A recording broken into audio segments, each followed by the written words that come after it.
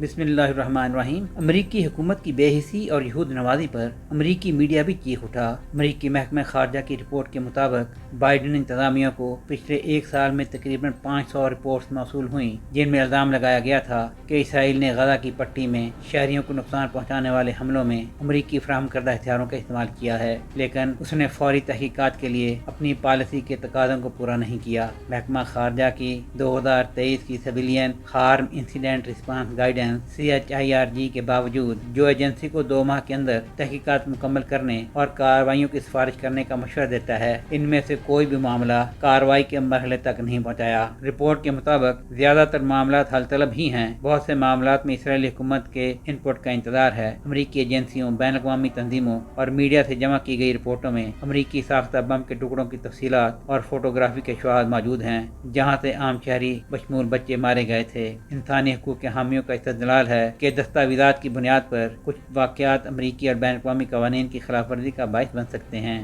Report کے بارے میں پوچھے جانے پر محکمہ خارجہ کے ترجمان میتھیو ملر نے کہا کہ امریکہ CHIRG اور دیگر عمل کے ذریعے کئی واقعات کا جائزہ لے رہا ہے، لیکن اس نے جاری جائزوں میں جانے سے انکار کر دیا۔ اس نے کہا یہ پیچیدہ مسائل ہیں، یہ پیچیدہ حقائق پر مبنی مسائل ہیں، یہ پیچیدہ قانونی مسائل ہیں۔ مئی میں جاری ہونے والی NSM-20 national security memorandum 20 report کا حوالہ دیتے ہوئے، جس میں کہا گیا تھا کہ یہ اندازہ لگانا مناسب ہے کہ ایسی مثالیں موجود ہیں جہاں اسرائیل نے بین الاقوامی انسانی قوانین کی خلاف ورزی کی ہو۔ ملر نے مزید کہا، لیکن اس حوالے سے واقعات اور جائزے ابھی بھی جاری ہیں۔ اس بات پر کہ امریکہ نے 1 سال سے زیادہ عرصہ گزر جانے کے بعد بھی اس بات کا قطعی طور پر تعین کیوں نہیں کیا کہ کوئی بھی واقعہ بین الاقوامی انسانی قانون کی خلاف ورزی کرتا ہے، ملر نے اس عزم کو ناقابل یقین حد تک مشکل قرار دے دیا۔ تاہم امریکی میڈیا نے رپورٹ کیا ہے کہ محکمہ خارجہ کے ادارے CHIRG نے تقریباً 500 رپورٹوں کی نشاندہی کی ہے، لیکن ان میں سے کسی پر بھی کارروائی نہیں کی گئی۔ اسی بنا پر امریکہ اور دنیا بھر کے معروف صحافتی اداروں نے